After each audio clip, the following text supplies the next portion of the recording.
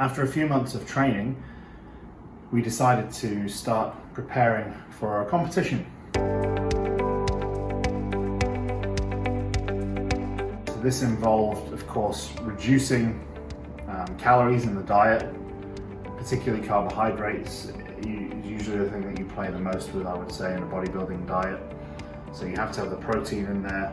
You need a certain amount of fat for important hormonal processes. The carbohydrates is generally the thing that you play with. Now, it's important to mention that this is hard. It's not something that is sustainable long term. So bodybuilding preparation is something that you do over a set number of weeks. It can be anything from usually in the average of 12 to 16 weeks. Generally, of course, some people do it a lot faster and some people need a lot longer. And it's hard work, and you get very hungry and cranky, tired. You feel it's very difficult to function in everyday life if you're doing it right. I did this. I did cheat on the diet. Yes, I found it very difficult to stick to it because I'd never felt like that before.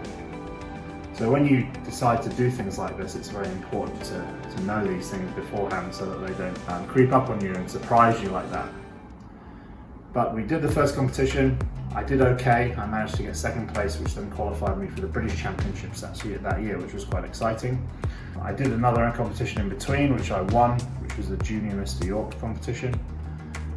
And the rest is history, really. I have competed many times since then in larger international competitions. I've won some, I've lost some, as you do in the sporting world.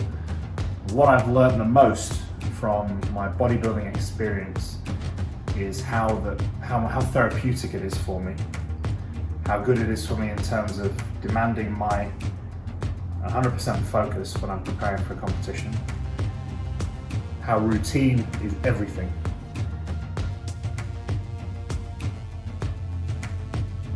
So you have to have a good routine, and that applies to everything. Your sleep routine has to be on point. If you're not sleeping, you can forget being able to perform in the gym.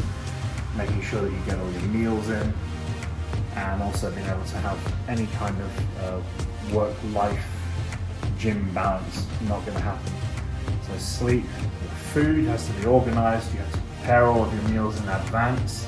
You have to measure everything out, and you have to be very precise about your food. Monitor your progress. Trust your coach.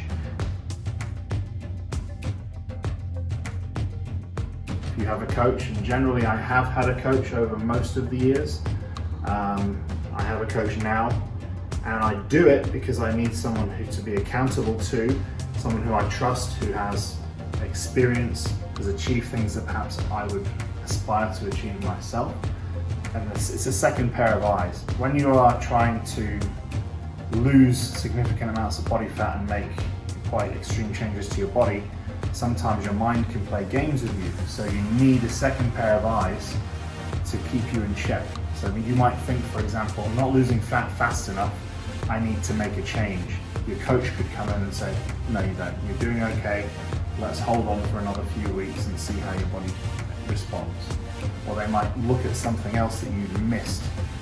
Have you been drinking enough? How's your sleep been? How's your training? These kind of things.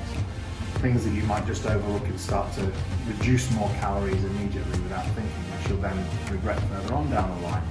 I'm actually a firm believer that all the best coaches have a coach. So I've always found it hugely valuable to have one myself, and as long as I can, I will always have somebody who I find it easy to work with and I can learn from to help me take my fitness, physique goals to the next level, and also to inspire me.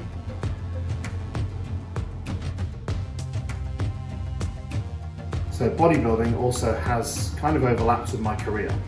So I started personal training around 12 years ago, and now this is my life, it's my work, it's my passion, it's everything really to me.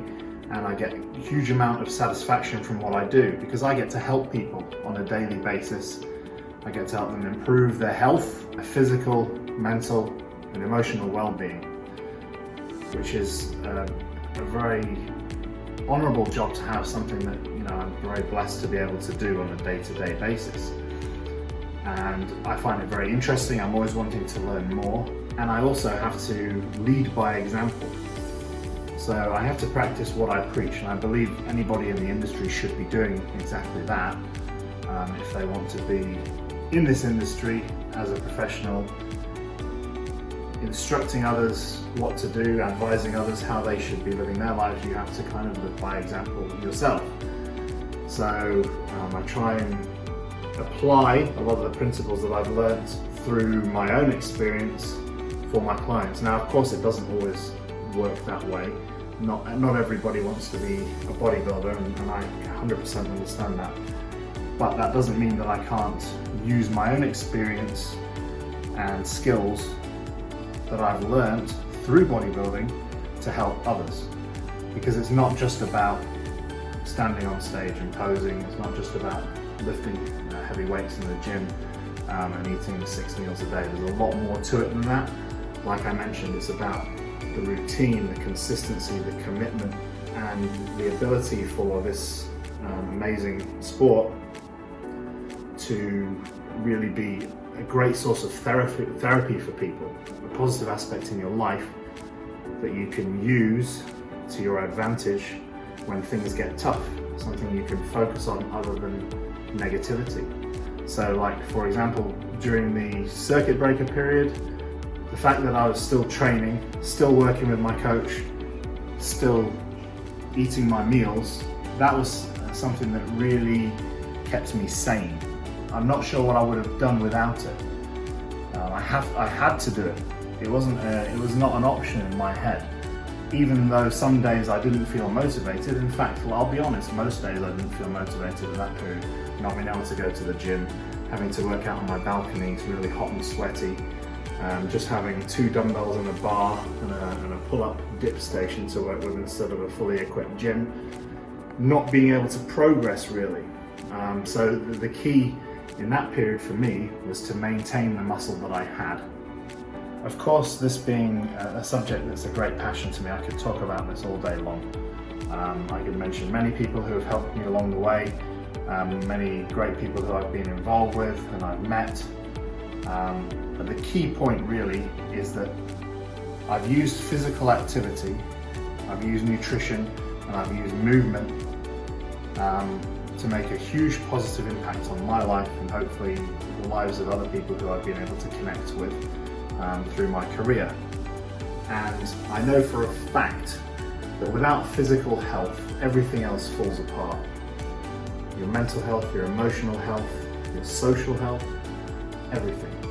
So you have to take care of your physical well-being if you want the other parts of your life to fall into place, or if you don't want them to break.